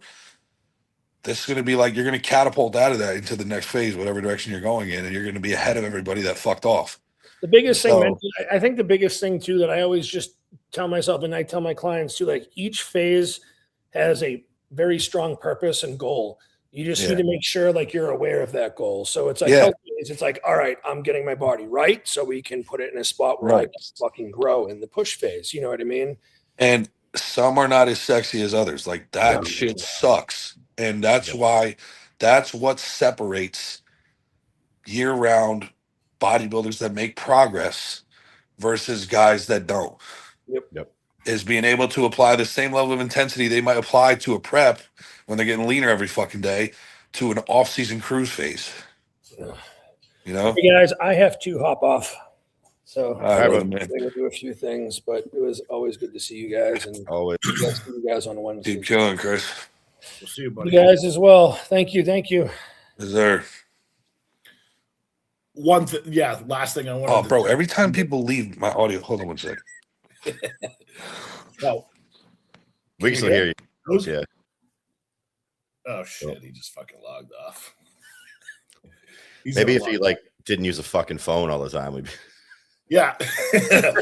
Other thing I wanted to mention too is like anyone, because I know a couple of my females watch this podcast. So rebounding and doing everything that we're talking about is a lot different from a female point of view than it is a fucking male point of view. So I'm just going to point that out drastically because that's true. you're dealing with them losing their hormones, their menstrual Right. cycle, everything like that. So don't think we're forcing the issue, like, because I know there are some females that watch this podcast too. You know what I mean? It's not just all their health and everything is a priority. their health. First. Yeah, their health and their hormones and all that is more important than keeping them in range rather than us guys. We can handle a hell of a lot more because we're on higher doses, whatever the case may be. They'll build more muscle long term by staying healthy like that and keeping their body functioning the way it's supposed to. Within range for the first 6 weeks is probably the most important time. Like, most of the females that I've known too, some of them they either kill it or they completely fucking derail and fall apart, and it's I feel tough. like It's I tough. feel like women can have a tougher time probably because they're emotional, but like with the binge eating stuff, like where they will let themselves go. I mean, guys do too, but I feel like sometimes women will be like almost uncontrollable. Yeah, no, it is. And it'll go on faster because you guys, they don't hold the tissue we have. Yeah. And you can't drive them hormonally, like you said, because you want their best atmosphere is going to be in a natural or mildly anabolic state, as opposed to what you might have to do to get prepped for one of the bigger divisions as a female. Right. And this goes back to the conversation I think we had last week about the gear that women are using, like the short-term outlook of just like blasting things to get where you think you're going to go fast. It doesn't work the same. Male to female at all. No, it doesn't. It really doesn't. So take note of that. Like, because like I said, there are some females that watch this podcast. So I mean, I know we talk a lot of bodybuilding, but it's information that they should know too. You know what I mean? Like, for sure. Gear wise and pushing them in the right direction as far as like a rebound or a reverse goes in the first like 6 to 8 weeks. That's important too. Like keeping their hormones in check, like we were just talking about, and making sure shit's good. Like, and at a pro level, like those girls are making much more consequential decisions than the men at the same level are making. Voice changes, facial structure, like fertility, like all that stuff. Fertility, exactly. Like that's all their choice. That you know, no, what I mean? It's not 100%. A knock. It's just a reality. Yeah, it is a reality. You know what I mean? Like it just depends where they want to go in the sport, and if that's the direction that they want to go in, they understand. They know what they're doing. Like like that's why when we talked about like the bullshit, like putting up bodybuilding ruined my fucking life shit. Like, come on, like you know what you're doing. It's there. Like, come on. Yeah. Focus on what you're doing. Like, what do you guys think about fucking Tampa? Everybody fucking saying they want to win. I just hate it. I don't like the talk. You don't like it? I'm indifferent. There's like 8 different guys saying they're gonna fucking win right now. You know why I don't like it is because it was pretty much primarily made a thing by the physique guys who just don't operate the way open guys operate. Like those guys are constantly in a cat fight. Yeah. I'll say I swear I'm kind of neutral. I'll say one, I do not like in all sports. This is one of the things I hate about the NBA nowadays. I do not like fucking kumbaya. We all love each other and we're happy for you if you win shit. I don't like that shit at all. So like, I don't like when like, so-and-so win. Like I'm respectful as a competitor. I'll shake your hand and congratulate you, but I'm not happy. Yeah, but fuck you for being yeah, you know what I mean? I'm not gonna actually be happy that I took second place. So like I don't like that that kind of thing too. Like we're all there to just have a good time, and fuck that too. But this shit has gone too far the other way, Yeah. where it's done up like WWE thing, and it's like corny to the point where it's like everyone's trying to be like, oh yeah, well I'm gonna win because fuck you, and it's like, all right, bro, like let's chill. I Like, talked with Ken this afternoon because his interview with whoever Beyond the Stage just came out. yeah, I saw. I didn't see the whole interview, but I saw the clip that people were right, like, and that's the point I made. It's like, dude, you're fucked either way because all media is like this. Like, okay, so you ask Ken a question, how do you think you're going to do at Tampa? Is he going to tell you he's going to lose? yeah, Fuck no. He's a first call out open pro. Yeah. He's not going to tell you he's going to lose. But what you're going to do as a media outlet is clip a 2-minute response into 20 seconds. And now Ken looks like he's talking shit. Right. Yeah. But it's just like, look, I'll be honest. Like I said, I'm kind of neutral with it. I probably would like somewhere in the middle with this. Like, I don't want everyone being buddy, but at the same time, like, we also don't need to do like everyone thinks they're going to win. Like, let's be real. Like, you're not. We all know that. But I saw a clip too, like where Ken was saying this, and I think this was a very real response. Was he was saying, look, as good as the show is with talent, Nick is a perennial top 5 Olympian. No one else in the show is even a top 10 Olympian. Yep. If it comes down to him and somebody even trading a couple shots, he lost the show. Even if he wins it, he lost the show. Because if he holds up to his standard compared to what everyone else is, this should be a runaway win for him, realistically. So even if Joe and him, let's say Joe gets like 3 shots on him, right? Joe's never even been to the, which he definitely could, but Joe's never even been to the Olympia. So in theory, right, as a guy that's gunning to win the Olympia, like Nick is in the running to win the whole damn thing. Like, you know, if Derek was at Tampa, he ain't giving up no shots to nobody. You know what I mean? In this show, right? And so, like, if it comes down to it, where it literally is like 1-2-man show, and this is what Ken was saying, then by that standard, Nick already lost, even if he wins, which I think is a real way of putting it, because he's admitting, like, hey, Nick is the winner. Nick is going to win this show. Bless you. Nick is going to win this show. But there's guys chomping at his feet. There's guys coming for him. You know what I mean? And there's a lot of talent in the show. There's no doubt about that. But I do think it's created some hype. Like, I am excited to watch it, because even for the guys that are talking too much, I am kind of excited to see them get shut up. But like, I mean, that's a hell of a top 5. Yeah. Oh, I mean, it's going to be a great show. You're talking about top 5. You're talking about Nick, Joe, Ken, James, Charles and Patrick. Charles. I'm gonna go Charles. For sure. And is that Yohan Perellis kid doing it? Is he? Is he? I had heard someone mention his name, but I don't know if he is. I mean, he's top 3 for sure, in my opinion. I don't follow him though, so I don't know if he's. I thought, didn't he last compete like early fall last year? It was like fall, yeah, around the Olympia time. Was it? It was before the Olympia, right? Is that when Floyd called him fat? Yeah, but then he showed up and got like second. Yeah. He I think he did Prague, and then I think he did a couple shows after that. I think it was after the Olympia. He did like 2 or 3 shows after that. Yeah, he did. But he was top. He was up there, bro. He looked great. He did one show with like some, I think it might have been Prague, where like he was next to some high level Olympians and he looked really fucking good. But I love that kid's physique. He needs a back and he needs to get in shape. But I love his physique. Dangerous for sure. He could be like a serious Olympian. You heard that they shut down Dubai, right? The whole show, right? The show's not even happening this year. Yeah, I did hear that. What? Yeah. They took it out. Yeah. So it was supposed to be relatively soon, but then they were going to move it to after the Olympia. It was getting too hard to schedule and shit. And then like everything just like became an issue because like everyone's leaving that area right now because of everything that's been going on. Yeah. But they're worried about like people getting visas and being able to come in there, and they didn't want the show to kind of be like a half-ass run show.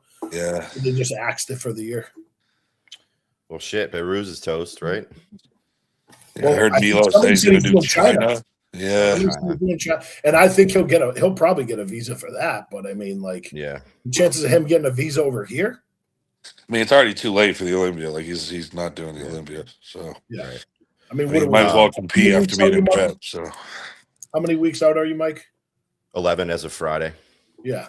Yeah. So, I mean, yeah, that's not happening. There's no fucking way. I mean, like, we're not turning that visa around that quick. The funny thing to me about Tampa, though, is like the single guy most known for talking this way for the last decade has been Nick, right? Sitting back. But now he's put these guys in a position where they're competing against him, so they have to talk. And Nick's like, y'all are talking a lot. I don't know. I'll say this, though. Nick provoked it with Joe, at least. Oh, 100%. Because dude, like, this is where Joe Nick was is so good. Yeah, because Joe was the one. Joe is the one that was like, I love Nick. I have so much respect for him. You know, he's a great bodybuilder. And Nick was like, man, that motherfucker talk too much, or like some shit. And then people started, and then like the Muscle Discord guy made the video basically, even though it was complete clickbait because Joe wasn't even responding to Nick. He pulled shit out of context, but he basically made a video calling Joe a pussy, like, oh, you're gonna let Nick say this, this, and this, and that's your response. And even though it was like I said, it was the Muscle Discord guy didn't have his facts straight. I think Joe was still like, I think Joe was still like, all right, fuck that then. And now he's talking his shit too, which I like because Joe's like the nicest dude in the fucking world. But I mean, I'm excited. I'm excited because it's. I really hope Joe does solidify himself as like. I think he's going to push Nick. I really hope he does because there is a lot of hype behind him for just the 2 shows that he did do last year. Yep. And I heavily root for the guy. Like, he's a friend of mine. He's a really nice dude. And I respect him as a bodybuilder. But I think this showing will really solidify him as somebody that's on his way.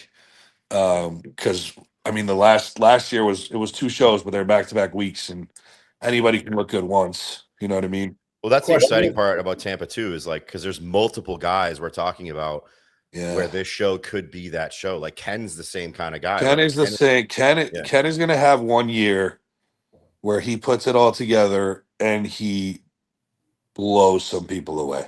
Yep. And it's going to be sick to see. He ain't far off. He's got all the tools. He's got all the tools. He just needs to bring that like next level conditioning. I mean, he's put on so much muscle quickly that the longer he holds it and the more it matures, like the easier that's going to get. But he's got all the tools to be top 5, top 10 in the world. So you think Nick rolls into Texas? Not if he wins. I don't think so. Yeah, probably not. I mean, I don't think Nick's doing the shit where he's trying to rack up wins and paychecks. Otherwise, he would have rolled into Detroit. I think he's realized, oh, I guess I do got to qualify for the Olympia, and he's just doing this. Yeah. I don't think he'll do it. I mean, I don't fucking know, but that's what I think. And it's gonna be a dogfight in Texas then. But Atlanta's in the middle. You got Atlanta in the middle too. You'll have Texas and Atlanta, and all those guys. Yeah. Well, then you have Regan jumping in the middle. Regan's jumping in, yeah. So you have Regan, Ken, James, Joe. Sure, there's going to be some other names. But I don't know. Like, I don't know. I'm curious if this Juan dude's doing it. These are going to be fucking 3 really good shows. Yeah, I'm excited to go, bro. It's going to be fun. You're going to the Tampa one? Yeah. It's like 5 minutes from my place. Yeah. Is it really? Oh, fuck. That's close. That's good. Yeah, it's sick. Yeah, I think Puddles guy, the 212 guy, Jesse, he's doing his pro debut there. Oh, is that where he's doing his debut? Really fucking good right now, too. Yeah, guy's got a good physique. Yeah, he's going to surprise some people. He's got a good physique. He's been with Chris for a while. Chicago and Tampa, from a 212 perspective, are going to be deep as all hell. When's Chicago? I wish Chicago still open, bro. Next week. Yeah, I think it's next week. So in 212, you've got Cody, Kareth. Kareth needs to requalify. Yeah. Jacoby's other guy, Esteban. Is that the guy that looks like Stu? Yeah, but like, Yeah. he's been to the O before. He is so fucking big. I think it might be his last year in 212 because his body wants to grow and he just can't do this again. Speaking of that knee hop fucking kid looks sick. He did. But Chicago is going to be stacked, and then all those guys you assume are going to flow down to Tampa, right? Yeah, so we got some great shows on all levels coming here real soon. And we've been saying for 3 months now, going to be a lot of guys that deserve to be there physique-wise that aren't going to fucking make it. Yeah, bro. It's going to be wild to see. But I kind of like, dude, I'm not going to lie. Like, I like the exclusivity of it.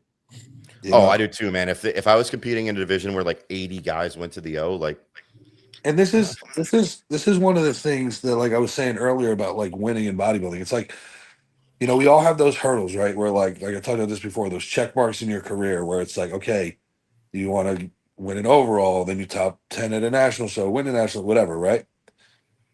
I feel like what people do sometimes too at this level is like once they qualify for the O, then everyone just assumes they're an Olympian bodybuilder. Yeah. And like that is hard to do especially like in subsequent years and back-to-back year. Like not everyone, like once you become an Olympian bodybuilder, you're not just an Olympian for good. Like you got to go win another show. And like to be a 7-time Olympian, that means you're a 7-time pro show winner. Like that's fucking bonkers. Right. Yeah. And so like, I think sometimes people are just like, oh, well, he's been to the Olympia before. He's an Olympian. Like they all should qualify kind of thing. And it's like, no, like you got to show up and earn that shit every single fucking year. And people are going to come from the ground up and take it from you too. And you know what I mean? Mike, do you feel like he's just talking about right now, do you feel like it was that kind of move when you went from like amateur to pro to now Olympian? Do you feel like now you have to work your way back up, or do you have? I'm not one of these guys. Your honest mindset, yeah. Yeah, I'm not one of these guys that's going to sugarcoat you. I don't like. We talked about all the guys talking for Tampa. Like, I'm going to tell you, I know who I am, and I'm not going to put out an image on the internet that's not me. I'll tell you straight away, I am mentally prepared for this to be potentially my only O appearance, and for that reason, you're not going to see anything but the best of me when I get there. Yeah. Now, that likely means that maybe I do get back because I have that mindset. But, man, this is not guaranteed. And not even from a bodybuilding standpoint. This shit could go away tomorrow. I could fucking break my leg, get in a car accident, life, fucking work, money. Like, there's a million reasons you could not be able to do this again. Yeah. I'm prepared for this to be my only, right? And especially, I'm not the youngest guy. I'm not old in a bodybuilding sense, but I'm not young either. Luke's spot on. I mean, like the assumption that because you won one show and you got to the O means you go back every year is totally bullshit. And I've seen it. Same thing. Like I said, with the other shit where I've seen it derail careers. I've seen it with people that are really close to me where in all divisions where they get to the O once. And then when they expect it to happen the next year and it doesn't, they really beat themselves up. And it's like, oh, I'm regressing. Oh, I'm getting worse. Oh, if I got there last year, why couldn't I get there this year? Am I like I said, going backwards, right? And it's like, nah, that's not always the case. This is such a unique. It's a sport, I guess. And exchange, whatever. But like, better, new people come in. Yeah, judges, who shows up, fucking life shit. There's so many things that go into it all. But yeah, I think the approach that Mike has mentally is the best way to go about it. And just like, this is your moment. Take advantage of it and show some people up. And the cool thing about it being your first Olympia is the only expectations that there are from you and your coach. Right. And no one else is like, they're going to look at the guys that have been to the Olympia. They're going to look at last year's top 5 and say, okay, where's Nihak going to be? Where's, this guy, Keon and Sean, and this guy, that guy, whatever. They're not going to look at the guy that's coming in that just won New York because he wasn't at the Olympia last year. Right. And all of a sudden you're knocking a couple guys off that have been at the Olympia 5 times. And now they're talking about you. Right. But yeah, you have that mindset and that approach, and you make the most of your opportunity, and then you likely will get back there, to be honest. But you never treat it as a given, and so many people treat it like that, and then I think it kind of slaps them in the face when they realize it's not. You know? Yep. And that goes at all levels, guys. Because you won one overall doesn't mean you're getting the next one, right? Fuck no. I mean, dude, like even Mike, like Black Mike, when he was on here before, was joking about how he gave me, you know, he presented me my overall win when I won the Connecticut in 2024. Mhm. I was fat as fuck. I was completely out of shape, but like it was intentional to a degree. Right. But like, I mean, I had a good physique, but I was not in shape. So like at any other show with anyone that came in peeled, there were guys that were peeled there, but they just weren't that big. Any other show with a decent bodybuilder that was peeled and had a good amount of size on them, I wouldn't have won that overall. You know what I mean? Not all overalls are equal. So it's the same thing, you know, at the pro level. And it's you see it too where guys are like in the open, right? Everyone's a top, everyone that's in the that's qualified for the Olympia, oh, they're top 10. It's like Yeah. how many top 10? You can't have 20 top 10 guys. You know what I mean? So it's that same thing. It's like you got to remember there's already a pretty solidified 6, 7, 8 guys that are there no matter what. And outside of that, there's a lot of good bodybuilders every year that will not be there because it's competitive as fuck. And being an Olympian is the elite of the elite. You're not just a good pro and that means you're an Olympian. No, like you Yeah. are the best at pro. This gets viewed so differently from other sports, and I don't know why. Like, do you think a team that made the Super Bowl last year thinks they regressed because they lost in the divisional championship? Like, no, Yeah, they didn't go as far as they wanted to, but that doesn't mean anyone on that team got worse. Like, the exactly. environment just changed. Exactly. And guys, like, I get the mindset and the I'm gonna do everything I want to do in this sport mentality, but it's not reality, right? Like No. the road to pro, like future Mr. Olympia shit, like cool. Yeah. But man, There's nothing more annoying. I hate that shit. Fucking get out of here with that shit. But that's why I say, bro, take your fucking pictures. Yep. Focus on your own shit. If you can tangibly say there is no doubt that I'm not visually better than I was last year, then you're still doing the right shit as a bodybuilder. That's something I need to work on, even as far as I've gone in this. Like I know I consciously need to work on enjoying the fact that I'm in a prep for a fucking Olympia. Yeah, bro. Like it's something I talked about when I was 160 pounds as a dream. Like guys, enjoy this shit. It doesn't matter where your career ends. Like you're probably doing more than you thought you could. This shit is all rented, bro. Yep. This whole bodybuilding physique, all this muscle that we got, like I feel like a fat piece of garbage all the time. In 20 years, I'm gonna reminisce about being 300 pounds and waddling around like a dead. Luke's gonna be that guy in the gym. Back in my day. Yeah, bro. So the difference is we're gonna have some shit to say about our day. Yeah. I have proof. I have fucking pictures. You're gonna be talking about how you wanted a local fucking regional overall. Yeah. I was Mr. Connecticut in 2024. Hopefully we're talking about you punching your ticket to the O someday, dude. Yeah, that'd be sick. That's the dream. But like, yeah, it's just it's hard. It's really hard to do that because we always like are striving for more and we're never happy. Like I never, Mike, I'm sure you're the same, Brendan, I'm sure you're the same. You never look at yourself and you're like, dude, Luke, I just had this conversation this week. Bro, I'm getting complimented on the progress that I'm making, and I'm like, where? I still look at myself in the fucking mirror and I'm like, nowhere. Bro, I'll look at a picture of my physique and I'll stare at like my left nipple for 20 minutes and be like, yo, it's so fucked up. What the fuck is wrong with that? Right? Like my physique is so cooked. Like I'll do that, bro, and then like I won't be able to see anything other than that. Or like it's just like you're so out of touch with, dude. I genuinely, when I look in the mirror, genuinely think I look normal. Like I think I look normal. And then I'll take a picture with a group of people, even like my skin color, bro, because like I'm like half black now. Like I'll think I look like a normal white guy. One of my friends thought you were Spanish, by the way. Dude, there was a guy at my gym. I think I told you guys that thought I was black, right? I was sick. But I'll look in the mirror before I leave the house. I'm like, I look like a normal white dude. And then I'll take a picture with like a group of people. I'm as wide as 4 of them. and I'm borderline African. And I'm like, I don't even see myself remotely close to what like I am. And it's just a fucked up concept. And I already know, like, when we're retired and we're half the size we are now, we're gonna be like, how did we not see? You know, how did we not, you Well, know? this is the part I think that matters about this conversation is like, unless you're one of the guys, the 5 to 7 guys at the O that are going to go every single year, the mindset it's going to take for you to get there on work alone is also the mindset that is probably not going to let you enjoy the achievement in the moment, right? Like I won New York and I was like, it's back to fucking work, man. And it still hasn't sunk in that I won that show. I don't think I'm any different. And I do the same shit with my check-in picks. I'm going to the fucking Olympia and I send my shit to Jacoby and I'm like, nah. You know what's funny, like, bro? And this is one of the things that made me realize he's just another guy too. Derek does it. Derek Lunsford does. Bro, his wife was telling me, like, she'll be like he'll show her his pictures and he'll be like, you think I'm good? You think I'm good at this? And she's like, are you fucking serious? Like, he still does it, bro.